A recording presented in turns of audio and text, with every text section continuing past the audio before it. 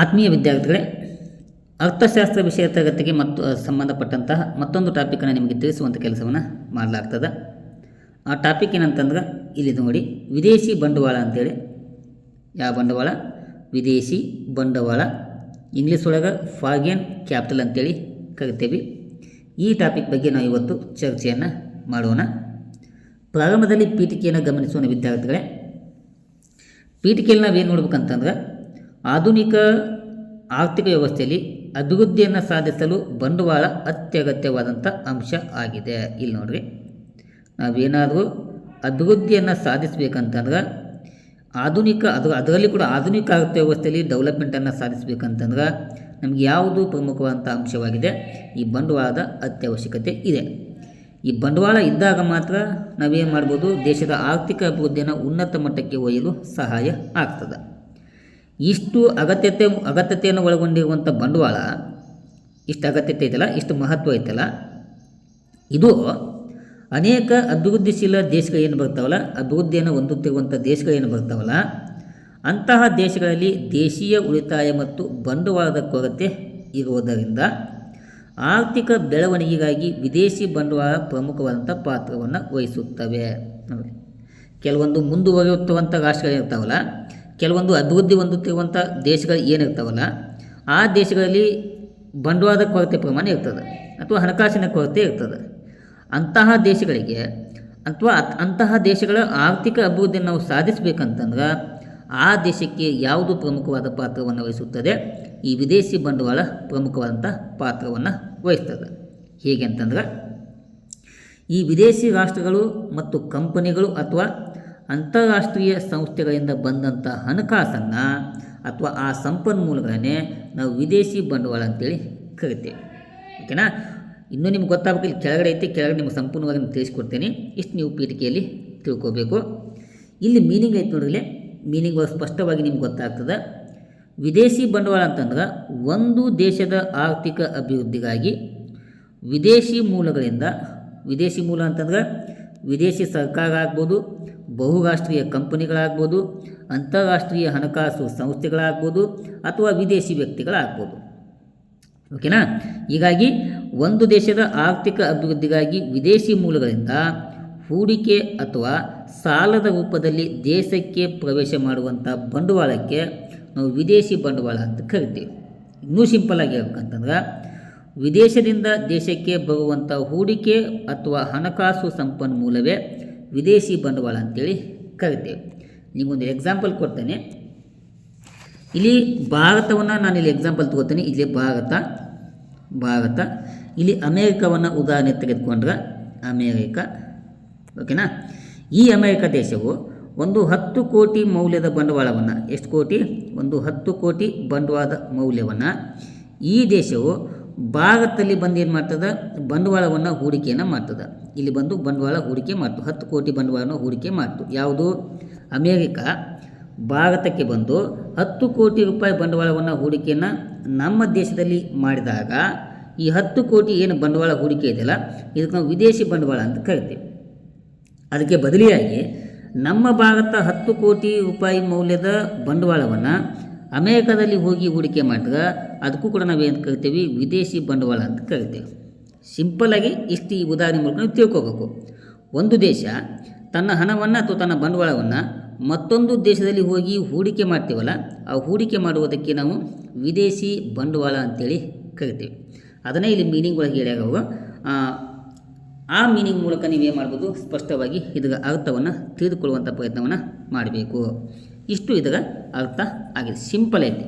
America ಇಲ್ಲಿ ಬಂದು ಬಂಡವಾಳ ಹೂಡಿಕೆ ಮಾಡ್ಬೋದು, ಭಾರತ ಇಲ್ಲಿ ಹೋಗಿ ಬಂಡವಾಳವನ್ನು ಹೂಡಿಕೆ ಮಾಡ್ಬೋದು.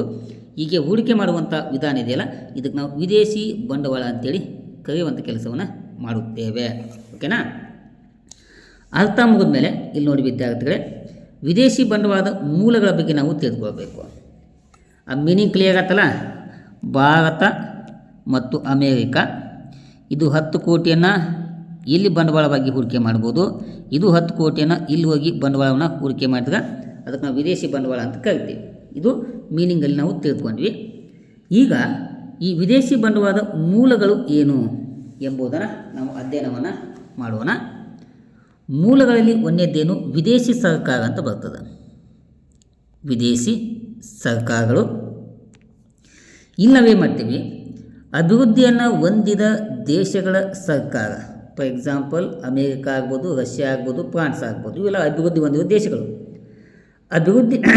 ಅಭಿವೃದ್ಧಿಯನ್ನು ಹೊಂದಿದ ದೇಶಗಳ ಸರ್ಕಾರ ಅಭಿವೃದ್ಧಿಶೀಲ ಅಥವಾ ಅಭಿವೃದ್ಧಿಯನ್ನು ಹೊಂದುತ್ತಿರುವಂಥ ದೇಶಗಳಿಗೆ ಸಾಲ, ಸಹಾಯಧನ ಅಥವಾ ಅನುದಾನವನ್ನು ನೀಡುತ್ತವೆ. ಅದು ಹೆಂಗೆ ಸಾಲ ಮತ್ತು ಅನುದಾನ ಮತ್ತು ಸಹಾಯಧನ ಅಂತಂದ್ರೆ, ಆ ಎರಡೂ ದೇಶಗಳ ಮಧ್ಯೆ ದ್ವಿಪಕ್ಷೀಯ ಮಾತುಕತೆ ಆಗ್ತದೆ. ಆ ದ್ವಿಪಕ್ಷೀಯ ಮಾತುಕತೆ ಆಗುವುದರ ಮೂಲಕ ಒಂದು ದೇಶ ಮತ್ತೊಂದು ದೇಶಕ್ಕೆ ಸಹಾಯವನ್ನು ಮಾಡಿದ್ರೆ ಅದು ವಿದೇಶಿ ಬಂಡವಾಳದ ಮೂಲ ಆಗುತ್ತದೆ. ಓಕೆನಾ? ಅದಕ್ಕೆ ನಾವು ವಿದೇಶಿ ಸರ್ಕಾರ ಅಂತ ಕರಿತೀವಿ. ಇದು ವಿದೇಶಿ ಬಂಡವಾಳದ ಒಂದನೆಯ ಮೂಲ ಆಗಿದೆ. ಇನ್ನು ಎರಡನೇ ಮೂಲ ಅಂತಾರಾಷ್ಟ್ರೀಯ ಹಣಕಾಸಿನ ಸಂಸ್ಥೆಗಳು. ಇದು ವಿದೇಶಿ ಬಂಡವಾಳದ ಎರಡನೆಯ ಮೂಲ ಆಗಿದೆ. ಅಂತಹ ಮೂಲಗಳು ಯಾವಂತಂದ್ರೆ, ಮೊದಲಿಗೆ IMF ಬರ್ತದೆ. ಇದು ಕೂಡ ವಿದೇಶಿ ಬಂಡವಾಳವನ್ನು ಒದಗಿಸುವಂಥ ಪ್ರಮುಖವಂಥ ಮೂಲ ಆಗಿದೆ. IMF ಅಂತಂದ್ರೆ ಅಂತಾರಾಷ್ಟ್ರೀಯ ಹಣಕಾಸಿನ ನಿಧಿ ಅಂತ ಕರಿತೀವಿ. ಇನ್ನೊಂದು ವಿದೇಶಿ ಬಂಡವಾಳದ ಪ್ರಮುಖ ಮೂಲ ಯಾವುದು? ವಿಶ್ವ ಬ್ಯಾಂಕ್ ಅಂತೇಳಿ. ಇದು ಕೂಡ ನಮಗೆ ಹಣಕಾಸನ್ನು ಒದಗಿಸುವಂಥ ಕೆಲಸವನ್ನು ಮಾಡ್ತದೆ. ಇನ್ನೊಂದು ಪ್ರಮುಖವಾದಂಥ ಹಣಕಾಸಿನ ಸಂಸ್ಥೆ ಯಾವಂತಂದ್ರೆ ADB ಅಂತೆ, ಏಷಿಯನ್ ಡೆವಲಪ್ಮೆಂಟ್ ಬ್ಯಾಂಕ್ ಅಂತ ಕರಿತೀವಿ. ಇದು ಕೂಡ ಹಣಕಾಸನ್ನು ಒದಗಿಸುವಂಥ ಕೆಲಸವನ್ನು ಮಾಡ್ತವೆ. ಇವು ಪ್ರಮುಖವಾಗಿ ವಿದೇಶಿ ಕರೆನ್ಸಿಗಳನ್ನು ಅಥವಾ ವಿದೇಶಿ ಹಣವನ್ನು ಒದಗಿಸುವಂಥ ಪ್ರಮುಖ ಹಣಕಾಸಿನ ಸಂಸ್ಥೆಗಳಾಗಿದ್ದು, ಇವುಗಳು ನಮಗೆ ಏನು ಮಾಡ್ತಾವೆ ಅಂತಂದ್ರೆ ಸಾಲ ಮತ್ತು ತಾಂತ್ರಿಕ ಸಹಾಯವನ್ನು ಒದಗಿಸುವಂಥ ಕೆಲಸವನ್ನು ಮಾಡ್ತಾವೆ. ಇವು ಕೂಡ ಈ ವಿದೇಶಿ ಬಂಡವಾಳದ ಪ್ರಮುಖವಾದಂಥ ಮೂಲಗಳು ಆಗಿವೆ. ಒಂದು ವಿದೇಶಿ ಸರ್ಕಾರ, ಇನ್ನೊಂದು ಅಂತಾರಾಷ್ಟ್ರೀಯ ಹಣಕಾಸಿನ ಸಂಸ್ಥೆಗಳು. ಓಕೆನಾ? ಎರಡೂ ಕ್ಲಿಯರ್ ಆದಂತೇಳಿ ತಿಳ್ಕೊತಾನೆ. ಇನ್ನು ಈ ವಿದೇಶಿ ಬಂಡವಾಳದ ಮತ್ತೊಂದು ಪ್ರಮುಖವಾದಂಥ ಮೂಲ ಯಾವುದು? MNCಗಳಂತೇಳಿ, ಮಲ್ಟಿನ್ಯಾಷನಲ್ ಕಂಪ್ನಿ ಅಂತ ಕರಿತೀವಿ. ಬಹುರಾಷ್ಟ್ರೀಯ ಕಂಪನಿಗಳು.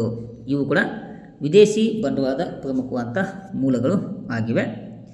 ಇವು ಏನು ಮಾಡ್ತಾವೆ ಅಂತಂದ್ರೆ, ಕೈಗಾರಿಕೆ ಮತ್ತು ಸೇವಾ ಕ್ಷೇತ್ರಗಳಲ್ಲಿ ಈ MNCಗಳು ಏನು ಬಹುರಾಷ್ಟ್ರೀಯ ಕಂಪನಿಗಳು ಬರ್ತಾವಲ್ಲ, ಕೈಗಾರಿಕೆ ಮತ್ತು ಸೇವಾ ಕ್ಷೇತ್ರದಲ್ಲಿ ನೇರವಾಗಿ ಏನು ಮಾಡ್ತಾವೆ, ಬಂಡವಾಳವನ್ನು ಹೂಡಿಕೆ ಮಾಡುವುದರ ಮೂಲಕ ಆ ಬಂಡವಾಳವನ್ನು ಒದಗಿಸುವಂಥ ಕೆಲಸವನ್ನು ಮಾಡ್ತಾವೆ. ಯಾವುವು? ಈ MNC ಅಥವಾ ಬಹುರಾಷ್ಟ್ರೀಯ ಕಂಪನಿಗಳು. ಉದಾಹರಣೆ ಅಂತಂದ್ರೆ ಅಮೇರಿಕಾದ A ಕಂಪನಿ, ಇದು ಅಮೇರಿಕಾ, ಇದು ಭಾರತ. ಅಮೇರಿಕಾದ A ಕಂಪನಿ ಭಾರತದಲ್ಲಿ ಬಂದು ಬಂಡವಾಳವನ್ನು ಹೂಡಿಕೆ ಮಾಡೋದು, ಅಥವಾ ಭಾರತದ B ಕಂಪನಿ ಅಮೇರಿಕಾದಲ್ಲಿ ಹೋಗಿ ಬಂಡವಾಳವನ್ನು ಹೂಡಿಕೆ ಮಾಡೋದು.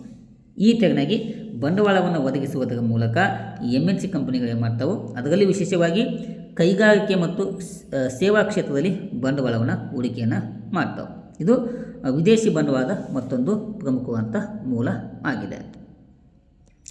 ಇನ್ನು ನಾಲ್ಕನೆಯ ಮೂಲ ವಿದ್ಯಾರ್ಥಿಗಳೇ, ವಿದೇಶಿ ಖಾಸಗಿ ಹೂಡಿಕೆದಾರ ಅಂತೇಳಿ. ಏನು? ವಿದೇಶಿ ಖಾಸಗಿ ಹೂಡಿಕೆದಾರರು. ಇದು ವಿದೇಶಿ ಬಂಡವಾಳದ ಮತ್ತೊಂದು ಪ್ರಮುಖವಾದಂಥ ಮೂಲ. ಇಲ್ಲಿ ನಾವೇನು ಗಮನಿಸಬೇಕಂತಂದ್ರೆ, ವಿದೇಶಿ ವ್ಯಕ್ತಿಗಳು ಮತ್ತು ಸಂಸ್ಥೆಗಳು ಷೇರು ಮತ್ತು ಬಾಂಡ್ಗಳಲ್ಲಿ ಬಂಡವಾಳವನ್ನು ಹೂಡಿಕೆ ಮಾಡುವುದರ ಮೂಲಕ ನಮಗೆ ಬಂಡವಾಳವನ್ನು ಒದಗಿಸಿಕೊಡುವಂಥ ಕೆಲಸವನ್ನು ಮಾಡ್ತಾವೆ.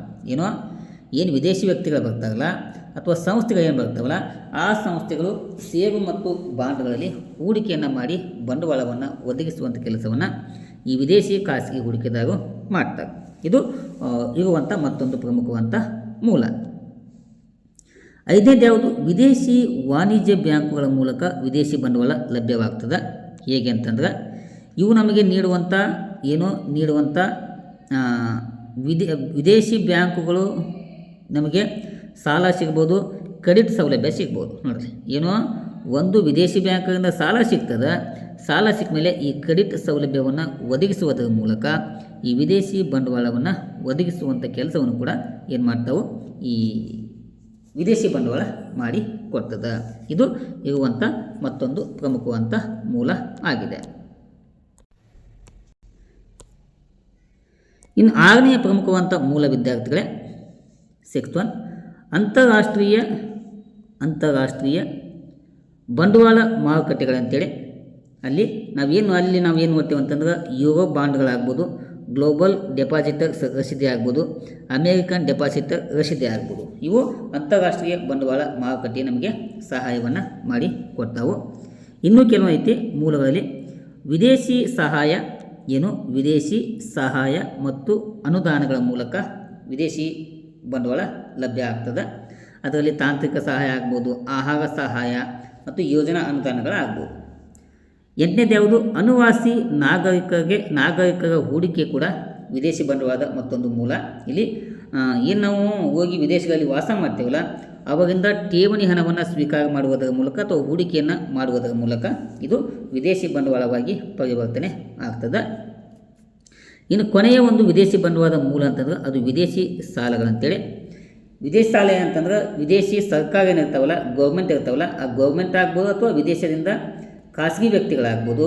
ಆ ಖಾಸಗಿ ವ್ಯಕ್ತಿಗಳಿಂದ ನಾವು ಪಡೆದಿರುವಂಥ ಸಾಲ ಏನಾಗ್ತದೆ, ವಿದೇಶಿ ಬಂಡವಾಳದ ಮೂಲ ಆಗ್ತದೆ. ಓಕೆನಾ? ಇಷ್ಟು ವಿದ್ಯಾರ್ಥಿಗಳೇ ಆ ವಿದೇಶಿ ಬಂಡವಾಳ ಅಂದ್ರೇನು, ವಿದೇಶಿ ಬಂಡವಾಳದ ಮೂಲಗಳ ಬಗ್ಗೆ ಇವತ್ತಿನ ತರಗತಿಯಲ್ಲಿ ತಿಳಿದುಕೊಳ್ಳಲಾಗಿದೆ. ಮುಂದಿನ ತರಗತಿಯೊಳಗೆ ಮತ್ತೊಂದು ಹೊಸ ಟಾಪಿಕನ್ನು ನಿಮಗೆ ತಿಳಿಸುವಂಥ ಪ್ರಯತ್ನವನ್ನು ಮಾಡಲಾಗ್ತದೆ. ಇಲ್ಲಿಯ ತನಕ ತರಗತಿ ವೀಕ್ಷಣೆ ಮಾಡಿದ ಎಲ್ಲ ವಿದ್ಯಾರ್ಥಿಗಳಿಗೆ ಧನ್ಯವಾದಗಳನ್ನು ತಿಳಿಸ್ತಾ ಈ ತರಗತಿನ ಇಲ್ಲಿಗೆ ಮುಗಿಸ್ತೇನೆ. Thank you. ನಮಸ್ಕಾರ.